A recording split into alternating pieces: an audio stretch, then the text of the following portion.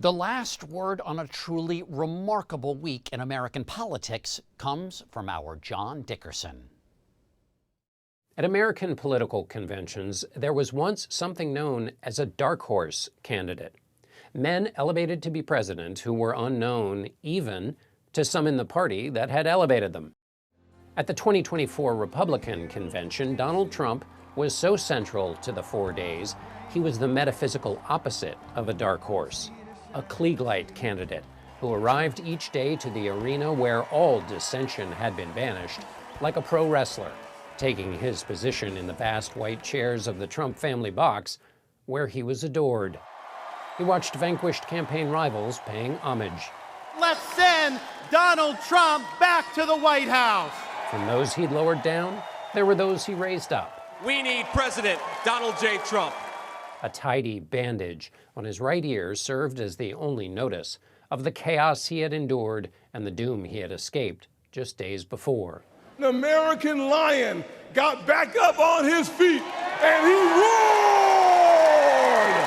That he had survived was even more proof to his followers that he was their champion.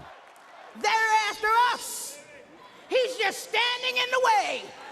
That he was committing the ultimate sacrifice on their behalf, and that he had been touched by God.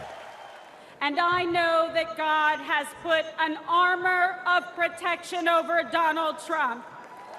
When he finally spoke, we will drill, baby, drill. And spoke, I will never stop fighting for you, your family, and our magnificent country. And spoke. Has anyone seen Silence of the Lambs? The crowd cheered the 92-minute ramble, pocked with exaggerations and lies. The election result, we're never going to let that happen again. They used COVID to cheat. As their tribune presented himself as the embodiment of their movement and America. The crowd realized I was okay and roared with pride for our country like no crowd I have ever heard before. It was a vigorous contrast to the solitary struggle of the incumbent on the opposite journey. President Biden being told by members of his party that he must step aside so that their movement could go on.